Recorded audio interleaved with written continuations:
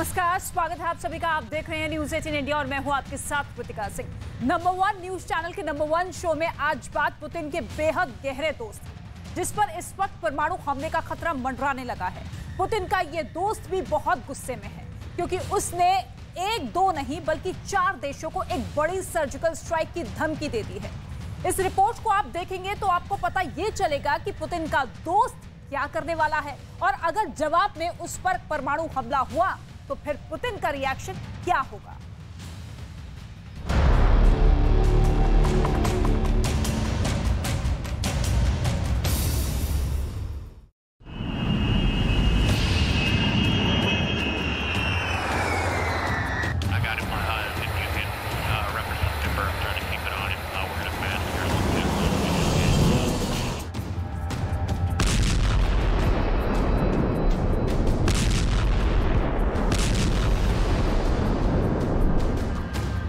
America ने पहले Israel के साथ परमाणु बॉम्बर उड़ाया, फिर सऊदी अरब को बचाने के नाम पर उसके बॉम्बर ईरान के करीब पहुंचे हैं। अमेरिका इस वक्त बहुत ज्यादा आक्रामक हो गया है और इस वक्त उसका सबसे बड़ा हथियार बने हैं B-52 परमाणु बम वर्षक विमान। जब यूक्रेन में पुतिन ने कोहराम मचाया हुआ है, जब जेलेंस्की की रातें खौफ के बीच कट रही हैं, जब ईरान के ड्रोन जेलेंस्की के बंकर को तलाश रहे हैं, तब अमेरिका ने फैसला किया है कि वो ईरान को रोकने के लिए अपने 2 दोस्तों की आखिरी दम तक मदद करेगा। एक है इजराइल और दूसरा है सऊदी अरब। सबसे बड़ी बात यह है कि ये दोनों मुल्क ईरान के सबसे बड़े दुश्मन माने जाते हैं और इनके साथ ईरान का युद्ध कभी भी शुरू हो सकता है।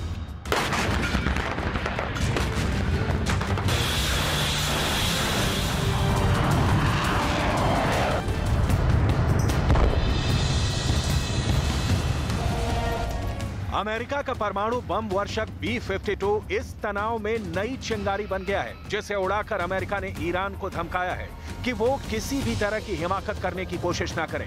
ईरान के शिराज शहर में हुए एक आतंकवादी हमले के बाद ईरान बहुत गुस्से में है और उसने सऊदी अरब के साथ इजराइल को भी नतीजे भुगतने की धमकी दी है। इसके बाद सऊदी अरब में तैनात अमेरिका ने अपनी फोर्स को हाई अलर्ट पर कर दिया है। उसके पैट्रियट मिसाइल डिफेंस सिस्टम भी चौकन्ने हो गए हैं।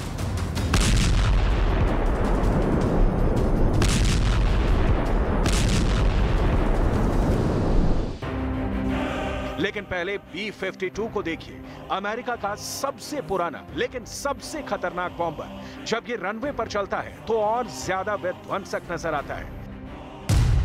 अमेरिका का B-52 32,000 किलो के बम को लेकर उड़ता है। ये एक न्यूक्लियर बॉम्बर है। 8 इंजन की पावर से उड़ने वाला B-52 दुनिया का सबसे पुराना और सबसे खतरनाक बॉम्बर माना जाता है। इस बम वर्षक विमान को अमेरिका हमेशा एक बहुत ही खतरनाक मैसेज के रूप में इस्तेमाल करता आया है, लेकिन इस बार वो रूस, चीन या फिर उत्तर कोरिया के सामने नहीं, बल्कि टकराव ईरान के साथ हुआ है, जो पहले भी उसके आधुनिक टोही विमानों को घुसपैठ करने पर मार गिराता रहा है। सवाल है कि इस बार ईरान क्या पैगाम देना चाहता है? ईरान क्या अपने दुश्मनों को युद्ध की चेतावनी दे रहा है? ईरान के दुश्मन कौन कौन है? इन तीनों सवालों के जवाब जानने के लिए ईरान के रिवॉल्यूशनरी गार्ड के कमांडर जनरल हुसैन सलामी की बात बहुत गौर से सुनिएगा। इस्राइल, इंग्लिस, खुसूसन अरबिस्तान सऊदी, रजीम पोसीदे सऊदी هشدار میدم. یک بار دیگر گفتم با همین جوانان به سراغ شما خواهیم آمد.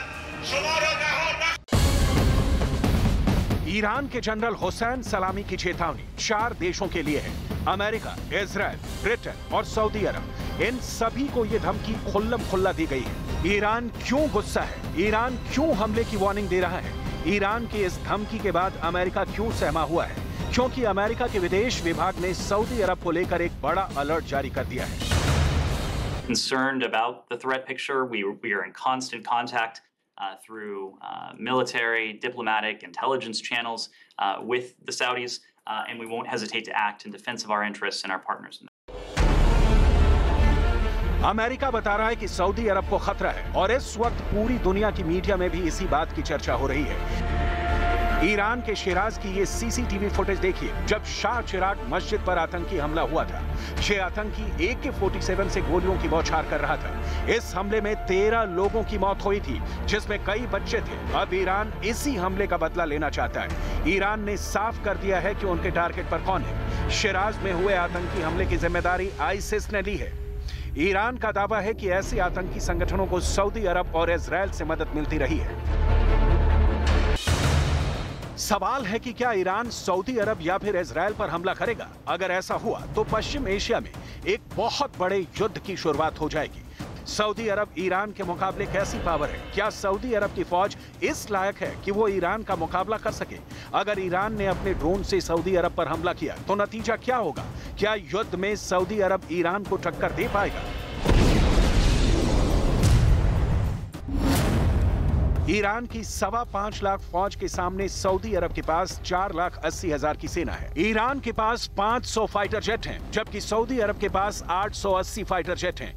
ईरान के पास 398 छोटे बड़े पानी के जहाज और फास्ट बोट हैं, जबकि सऊदी अरब के पास 55 जहाजों की ही नेवी है। ईरान के पास 3,700 टैंक हैं, सऊदी अरब के पास 1,000 ही टैंक हैं, लेकिन दोनों के बीच समंदर भी है। जैसे दुनिया पर्शियन गल्फ या स्ट्रेट ऑफ हॉर्मूज के नाम से जानती है। ये वो गलियारा है जहां अक्सर ईरान अमेरिका के बड़े बड़े जंगी जहाजों को भी डराने की कोशिश करता रहा है। सऊदी अरब की फौज और खासकर उसकी एयरफोर्स ईरान के मुकाबले बहुत ज्यादा आधुनिक है।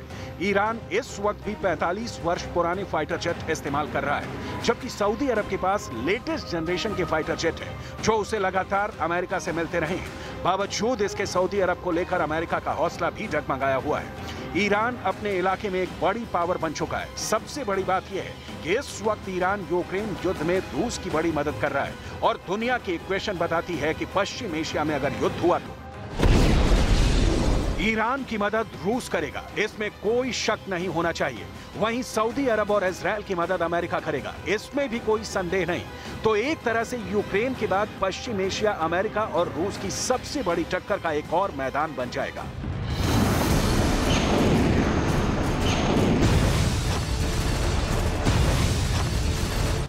ईरान क्या वाकई शिराज में हुए आतंकी हमले का बदला लेगा? इसे समझने के लिए आपको 2020 वाले बदले को भी देखना होगा। इसलिए एक बार फिर आपको ले चलते हैं जनवरी 2020 में, जब जनरल कासिम सुलेमानी की हत्या के बाद ईरान ने अमेरिका से बदला लिया था। जनरल सुलेमानी की हत्या बगदाद में की गई थी, जब 3 जनवरी 2020 को अमेरिका के एक ड्रोन हमले में उनकी जान ली गई। ये सब अमेरिका के तत्कालीन राष्ट्रपति डोनाल्ड ट्रंप की मंजूरी के बाद हुआ था। ईरान ने इसके लिए अमेरिका और इजराइल दोनों को जिम्मेदार ठहराया था। ये ईरान के खिलाफ हुई टारगेट किलिंग में सबसे बड़ा हमला था। ईरान ने इसका बदला भी लिया और उसने इराक में मौजूद अमेरिका के एक मिलिट्री अड्डे पर कई मिसाइलों से हमला किया था। यानी ईरान के खिलाफ ऐसे हमले का जवाब जरूर मिलेगा, ये ईरान ने बता दिया था। इस हमले के बाद का खौफ कैसा था, वो बहुत ध्यान से समझिएगा। ईरान ने अपनी फतह 110 मिसाइल से कई हमले किए और अमेरिका उन्हें रोकने में पूरी तरह से फेल साबित रहा। 8 जनवरी 2020 को ईरान ने जब इराक में अमेरिका के 2 मिलिट्री बेस पर हमला किया, ये उसकी सैटेलाइट तस्वीरें हैं। ईरान ने चुन चुन कर अमेरिका के अड्डों को तबाह किया था। कई हैंगर, कई कमांड कंट्रोल सेंटर पूरी तरह तबाह हो गए थे। अमेरिका को हमले की जानकारी तो मिल गई थी, इसलिए उसके सैनिक आसपास अंडरग्राउंड हो गए थे। लेकिन अमेरिका के एयर डिफेंस सिस्टम ईरान की फतह 110 मिसाइल को रोकने में नाकाम रहे थे। ईरान ने ऐसी करीब 20 मिसाइल दागी थी। ये जहां गिरी वहां ऐसे ऐसे गड्ढे बन गए और 100 से ज्यादा अमेरिकी सैनिकों को धमाकों से गहरा सदमा पहुंचा था। इस बार भी अमेरिका का दावा है कि उसके पास ऐसी खुफिया जानकारी है जिसमें अमेरिका के नागरिकों को टारगेट किया जा सकता है। You have information that is precise, that is credible, that could potentially pose a threat to the American citizen community. Of course, we will follow all obligations under that policy. लेकिन इस बार America Iran के direct target पर होगा, कहना मुश्किल है। ना ही Britain के अड्डों पर ईरान की नजर टेढ़ी होगी। इस लिहाज से ईरान के इलाके में 2 सबसे बड़े दुश्मन ही हैं। पहला है सऊदी अरब और दूसरा है इजराइल। ईरान में चल रही मौजूदा उठापटक में भी अमेरिका, इजराइल और सऊदी अरब का हाथ बताया जा रहा है, चाहे वो हिजाब के खिलाफ विरोध में हिंसा हो या फिर शिराज में हुआ आतंकी हमला। ईरान बदला लेने के पूरे मूड में है और उसने अपने सीक्रेट फोर्स भी इजराइल और सऊदी अरब के आसपास तैनात की हुई है, जो उसके एक हुक्म पर युद्ध के दौरान ऐसे ऑपरेशन करेंगी कि इजराइल और सऊदी अरब हैरान रह जाएंगे। इजराइल के चुनाव में बेंयामिन नेतन्याहू को मिली कामयाबी के बाद ईरान के समर्थक लेबनान के मिलिशिया गुट हिजबुल्लाह का बयान आया है। हिजबुल्लाह के प्रमुख ने कहा है कि इजराइल में चाहे किसी की भी सरकार बने, वो हमेशा फिलिस्तीन और लेबनान के दुश्मन रहेगी। كله مثل بعضه، كله أسوأ من بعضه. الحكومات التي تعاقبت على الكيان الغاصب من أول حكومة من زمن بن غوريون إلى اليوم كلها حكومات مجرمة وإرهابية وغاصبة ومحتلة وقاسية ولا تملك شيئا من القيم الأخلاقية والإنسانية. इजराइल के खिलाफ ईरान के सबसे बड़े समर्थक दो मिलिशिया हैं। पहला है फिलिस्तीन का हमास और दूसरा है लेबनान का मिलिशिया हिजबुल्लाह। जबकि सऊदी अरब के अंदर टारगेट को निपटाने के लिए ईरान हूथी विद्रोहियों की मदद ले सकता है। ऐसा पहले भी आरोप लगा है जब 2019 में सऊदी अरब की तेल रिफाइनरी पर हूथी विद्रोहियों ने ड्रोन लॉन्च किए थे। तब पूरी दुनिया में तेल के दामों में अचानक खलबली मच गई थी और कहा जा रहा था कि तेल की सप्लाई लंबे वक्त तक बाधित हो सकती है। तब भी ऐसी रिपोर्ट आई थी कि ईरान ने अपने शाहिद 136 जैसे आत्मघाती ड्रोन इस्तेमाल किए थे। शाहिद 136 वो ड्रोन है जिन्होंने ज़ेलेंस्की को भी बुरी तरह डरा दिया है और वो तो अब इस ड्रोन की लाश के साथ, यानी गिराए गए ड्रोन के साथ वीडियो रिलीज कर रहे हैं। Дякую вартовим нашого неба. Також дякую всім, хто долучився до збору коштів на ловців ось таких шахедів. Лише на платформі United 24 це 665 тисяч людей з 70 країн світу. Спільними силами ми неодмінно будемо підрізати крила всім металевим потворам, скільки би і звідки би їх не летіло в напрямку України. शाहिद 136 ड्रोन ने पूरे यूक्रेन में ज़ेलेंस्की की बाजी पलट दी है। अब उसकी लाश ज़ेलेंस्की के कदमों पर पड़ी है और ज़ेलेंस्की एक बार फिर पुतिन को चैलेंज कर रहे हैं। ज़ेलेंस्की ललकार रहे हैं कि जितने हिटमैन रूस भेजेगा उनका यही हश्र होगा। ये पुतिन के हिटमैन को चुन चुन कर खत्म करने का खुल्ला वाला चैलेंज है। पुतिन के हिटमैन की लाश ज़ेलेंस्की इसी तरह पूरी दुनिया को दिखाना चाहते हैं, लेकिन अब यही हिटमैन सऊदी अरब और अमेरिका के डर की सबसे बड़ी वजह बन चुका है।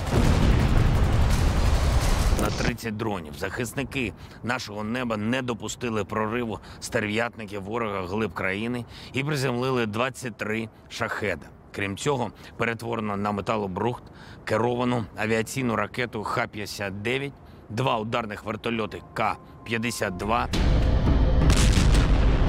शाहिद 136 वाकई बहुत खतरनाक ड्रोन है जो अकेले हमला नहीं करता, बल्कि एक साथ कई ड्रोन लॉन्च किए जाते हैं। ये आत्मघाती ड्रोन है जिन्हें ईरान का कामिकाज़े ड्रोन कहा जाता है, जो यूक्रेन की पोजीशन पर अटैक कर रहे हैं। देखा जाए तो ईरान अब सीधे तौर पर नहीं तो एक अलग मोर्चे पर अमेरिका को सबक सिखाना चाहता है और इसीलिए उसने अपनी ड्रोन वाली ताकत रूस को दी है। जब ड्रोन से अटैक होता है तो आसमान से तबाही बरसती है। Angreifen und wie sie töten. All das ist vollkommen inakzeptabel. Wir fordern ein sofortiges Ende der Gewalt. Wir fordern die Freilassung. लेकिन इस बार ईरान की नई मिसाइल जो यूक्रेन को लेकर भी चर्चा में है, उसे लेकर डर बहुत ज्यादा है। ये है फतेह 110 मिसाइल। कहा जा रहा है कि ईरान अब ये मिसाइल रूस को भी सप्लाई करने जा रहा है। ऐसा दावा अमेरिका का भी है, इसलिए इस मिसाइल की बहुत ही बारीक बातें आपको बताते हैं।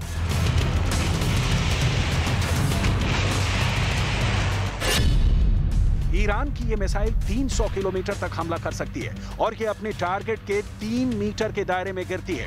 एक बैलिस्टिक मिसाइल का इतना सटीक होना बहुत बड़ी बात है और यही बात पुतिन को पसंद आ गई है।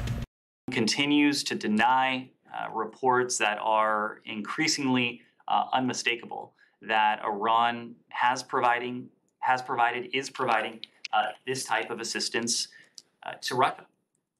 And that fact suggests that this is not something that Iran is necessarily proud of. but that Iran is undertaking this activity for reasons that they would have to explain, whether the motive is strategic, whether the motive is financial, whether the motive is geopolitical, whether it's a mix of all of those things. That would have to be something Iran would need to explain. But of course, Iran has continued.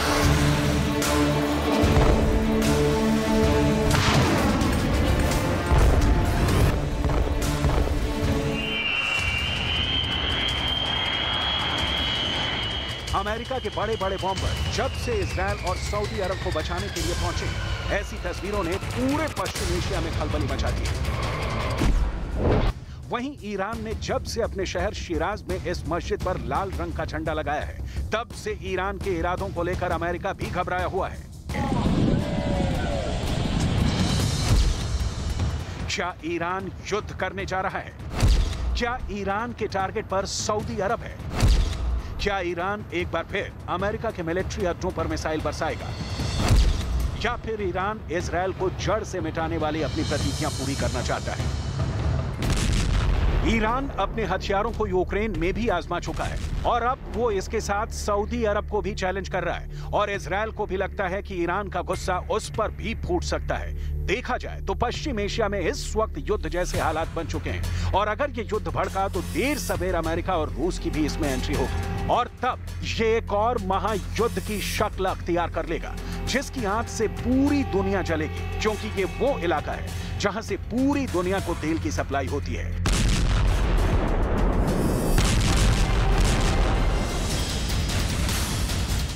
और जहां America का भी दखल है और रूस भी अब यहां अपनी पकड़ फिर से बनाने की कोशिश कर रहा है।